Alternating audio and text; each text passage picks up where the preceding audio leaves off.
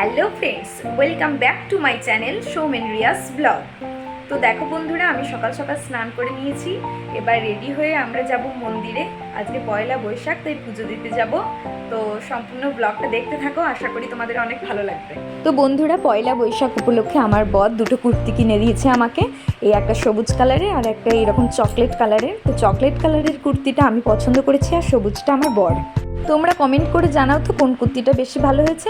বরের পছন্দ করে দেওয়া কুর্তিটি পরে বছরের শুরুর দিন ঘুরতে যাব না, তাই কখনো হয়? তো রেডি হয়ে আমি, আমার বর এবং তার সঙ্গে আমার ভাই তিনজনে মিলে বেরিয়ে পড়লাম মন্দিরের উদ্দেশ্যে। তো এই দেখো, এটাই হচ্ছে সেই জাগ্রত ভদ্র কালীতলা মন্দির, যেখানে আমরা পুজো দেওয়ার জন্য এসেছি।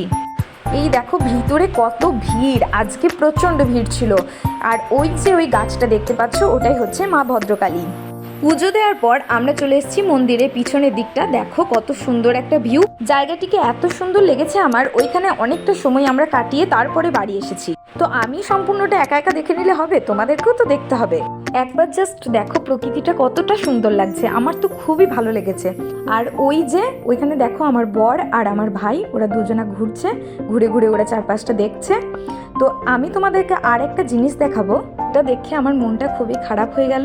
সেটা হচ্ছে এখানে একটা ঝলসানো গাছ রয়েছে। এই গাছটা সব সবুজ, কিন্তু এই যে গাছটা, এটা শুধুমাত্র পুরো ঝলসে গেছে। কিন্তু বন্ধুরা, তোমাদেরকে আর একটা এমন জিনিস দেখাবো যেটা দেখলে তোমরা পুরো চমকেই যাবে। গাছটা একটু আগে আছে, আমি একটু এগিয়ে যাই, তাহলেই তোমরা দেখতে পাবে। এই যে দেখো বন্ধুরা, এই গাছটাতে পাতা একটাও নেই, কিন্তু ফুল ধরে আছে।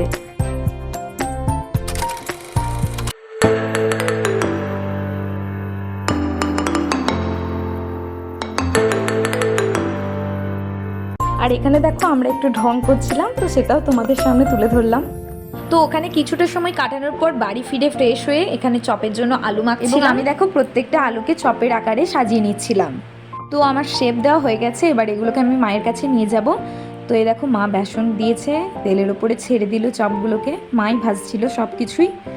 চপগুলো ভাজার পর এতটা মুচমুচে হয়েছিল যে কি বলবো, তোমাদেরকে শুনিয়েও দেবো সেটা।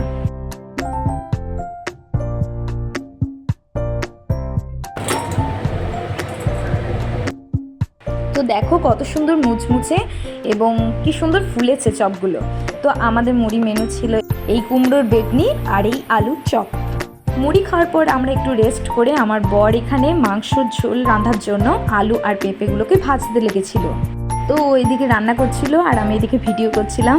এর বকবকের মাঝেই আমি এইদিকে দেখো আদা রসুন বাটা, তেল, হলুদ, লবণ এবং লঙ্কা গুঁড়ো দিয়ে মাংসটাকে ম্যারিনেট করে নিয়েছিলাম। তো বন্ধুরা, এই দেখো এখানে মাংস কষা তৈরি হয়ে গেছে। তো এরপরেই আমি আর থাকতে না পেরে কালার দেখে আমার বরকে বলেছিলাম একটু মাংস তুলে দাও, আমি খাবো। তো তারপরে আমার বর আমার জন্য মায়া দয়া করে একটু মাংস তুলে দিল এবং আমি সেটা খেয়েও নিলাম। এতে জাস্ট একদম অসাধারণ হয়েছে, আমার অনেক ভালো লেগেছে। এটা একদম বলতেই হবে, আমার বর রান্নাটা কিন্তু ভালোই করে। তো বন্ধুরা, আমি ছিলাম আমার বাবার বাড়িতে। তো ওখানে ঘুরে ফিরে খাওয়া দাওয়ার পর একটু রেস্ট করে আমাদেরকে চলে আসতে হলো শ্বশুর বাড়ি। তো আমার মনটা ভীষণ খারাপ হয়ে গেছে, আর এখন আমি চলে এসেছি এখানে। তো দেখো একদম ফ্রেশ হয়ে তোমাদের সামনে চলে এলাম। তো এটাই বলবো যে সম্পূর্ণ ব্লগটা তোমাদের কেমন লাগলো তা অবশ্যই কমেন্ট করে জানাও। যদি ভালো লেগে থাকে তাহলে একটি লাইক এবং চ্যানেলটি সাবস্ক্রাইব করে দিও এবং পাশে থাকা বেল আইকনটি ক্লিক করে দিও। এবং দেখা হচ্ছে পরবর্তী ভিডিওতে। টাটা।